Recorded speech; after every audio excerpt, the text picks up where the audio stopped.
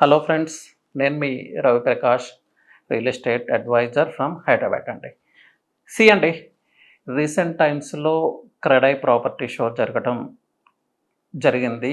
So, ప్రతి year CREDAI property show జరుగుతది. But ఈ ఇయర్ క్రెడై ప్రాపర్టీ షోకి ఒక స్పెషాలిటీ ఉంది. అది ఏంటి అంటే, క్రెడై ప్రాపర్టీ షోకి ఒక చీఫ్ మినిస్టర్ అటెండ్ అయ్యి 10 ఇయర్స్ అవుతా ఉంది.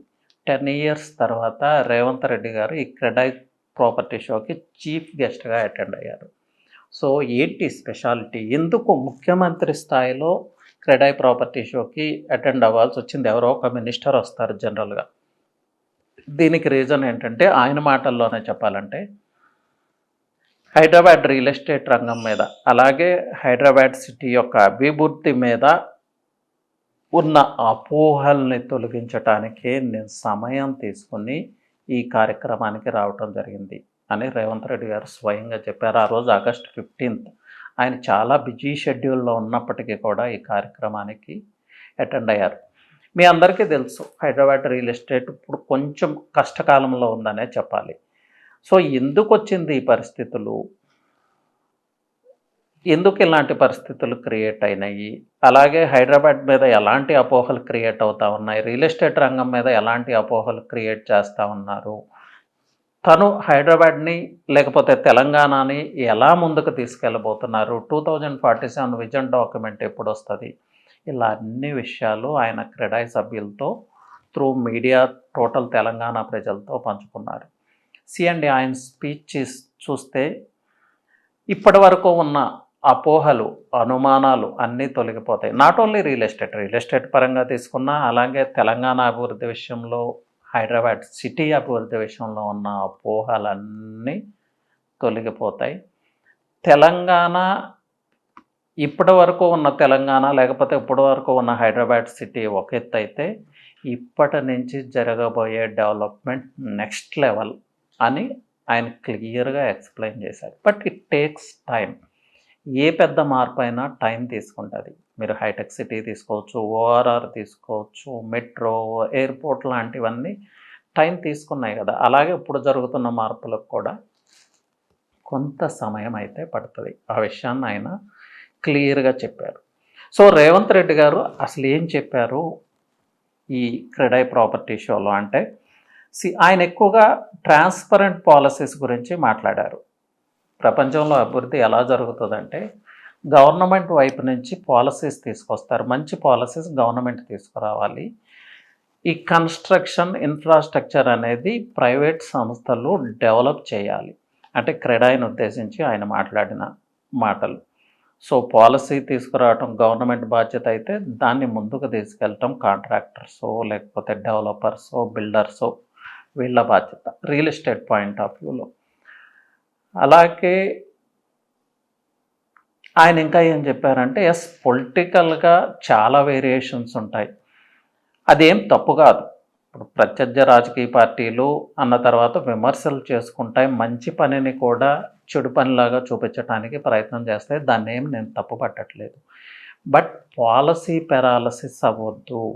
అంటే పాలసీ విషయంలో అపోహలు క్రియేట్ చేయొద్దు. ఇప్పుడు ఫర్ ఎగ్జాంపుల్ ఆయన నేదురుమల్లి జనార్దన్ రెడ్డి గారి దగ్గర నుంచి తీసుకొచ్చారు. Rajiv Gandhi and Nedurumalli Janardhan Reddy hitech city కోసం ఇక్కడ ల్యాండ్ అలాట్ చేస్తే, దానిలో హైటెక్ సిటీని చంద్రబాబు నాయుడు గారు డెవలప్ చేశారు. పార్టీ మారింది కదా అని ఆ పాలసీని అయితే బుట్టదాఖలు చేయలేదు. అలాగే చంద్రబాబు నాయుడు గారి తర్వాత వచ్చిన రాజశేఖర రెడ్డి గారు కూడా ఈ ఐటీ రెవల్యూషన్ని ముందుకు తీసుకెళ్లారు.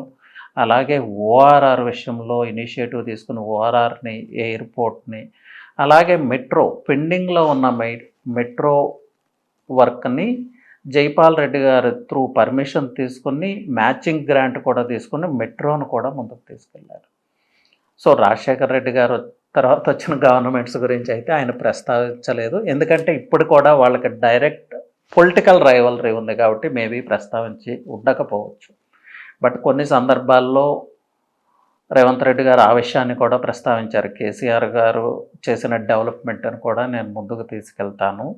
రాజకీయ వైరుధ్యాలు ఉండొచ్చు కానీ పొలిటికల్‌గా ఎలాంటి డెవలప్‌మెంట్ పరంగా ఎలాంటి వైరుధ్యాలు మాకు లేవు అని ఆయన చాలా క్లియర్‌గా చెప్పున్నారు. ఈ మీటింగ్ ద్వారా, ఈ సభకి అటెండ్ అవ్వటం ద్వారా, ఆయన ఇచ్చిన మెసేజ్ ద్వారా కొంచెం మందగమనంలో ఉన్న రియల్ ఎస్టేట్ రంగానికి ఊతం ఇచ్చినట్లయిందండి. ఇన్వెస్టర్స్, డెవలపర్స్‌లో ఒక కాన్ఫిడెన్స్ అయితే క్రియేట్ అయింది. హైదరాబాద్ ఎలా ఉండబోతుంది, ఫ్యూచర్ తెలంగాణ ఎలా ఉండబోతుంది, ఫ్యూచర్లో ఎలాంటి ప్రాజెక్ట్స్ రాబోతున్నాయి అనేది అందరికీ, అటు ఇన్వెస్టర్స్కి, డెవలపర్స్కి ఒక క్లారిటీ వచ్చింది. ఇప్పటి వరకు ఉన్న అపోహలు, ఇప్పటి వరకు ఉన్న అనుమానాలు అన్నీ ఆయన తొలగించగలిగారు ఆయన 20-30 మినిట్స్ స్పీచ్లో. సో అప్రిషియేట్ చేయాలి.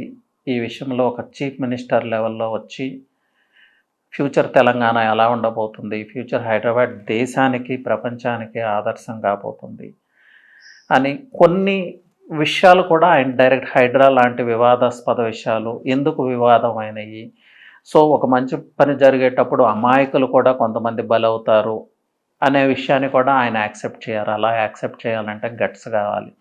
సో రేవంత్ రెడ్డి గారు ఏది పట్టుకున్నా వదిలిపెట్టరు. దాన్ని పూర్తి చేసే వరకు ఆ పట్టుదల, ఆ డెడికేషన్ ఆయనకుంది. ఆయన రాజకీయ ప్రయాణం చూస్తే అది మనకు అర్థమవుతుంది. సో రియల్ ఎస్టేట్ రంగం మీద ఉన్న అనుమానాలు, అపోహలు అయితే కొంత తొలగిపోయినాయి అనే చెప్పొచ్చు. ఇది ఒక పాజిటివ్ టర్న్ తీసుకుంటుంది. ఈ క్రెడై ప్రాపర్టీ షోలో జరిగిన ఎంటైర్ ఎపిసోడ్, రేవంత్ రెడ్డి గారు రావటం, ఆయన చెప్పిన విషయాలు రియల్ ఎస్టేట్ రంగానికి ఒక పాజిటివ్ మూమెంటం ఇచ్చే అవకాశం అయితే డెఫినెట్గా ఉంది. హైదరాబాద్ విషయానికి వస్తే ఎందుకు సేల్స్ స్లో అయిందంటే డిమాండ్ లేదా, హైదరాబాద్లో ఎవరికైనా ఒక ఫ్లాట్ ఉండాలనే యాస్పిరేషన్స్ లేవా? ప్రతి ఒక్క వ్యక్తికి ఉంటాయండి. బట్ కొన్ని విషయాలు, కొన్ని అనుమానాలు, కొన్ని అపోహలు ఈ మార్కెట్ స్లో డౌన్ అవడానికి కారణమైనవి. సో అవన్నీ తొలగించారు, 100% తొలగించారు అని చెప్పలేము కానీ, బట్ స్లో అండ్ స్టడీ ఈ అపోహలన్నీ తొలగిపోతాయి. దానికి ఫస్ట్ స్టెప్, మేజర్ స్టెప్ ఇదే. సో హైదరాబాద్ రియల్ ఎస్టేట్ అయితే మళ్ళీ పూర్వ వైభోగం చూడబోతుంది. ఆ మార్కెట్లో ఆ సిమ్టమ్స్ కనిపిస్తూ ఉన్నాయి. ఎంక్వైరీస్ పెరుగుతూ ఉన్నాయి గత 6 నెలల నుంచి. ట్రాన్సాక్షన్స్ కూడా పెరిగినాయి. మనం ఎస్ఆర్ఓ ఆఫీసుల్లో ఇవి తీసుకున్న డీటెయిల్స్ తీసుకున్నా కూడా మనకు ఆ విషయం అర్థమవుతుంది.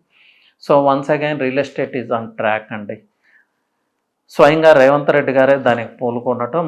సో రియల్ ఎస్టేట్ ఇండస్ట్రీ నుంచి we should be thankful to him. Anyway, thank you.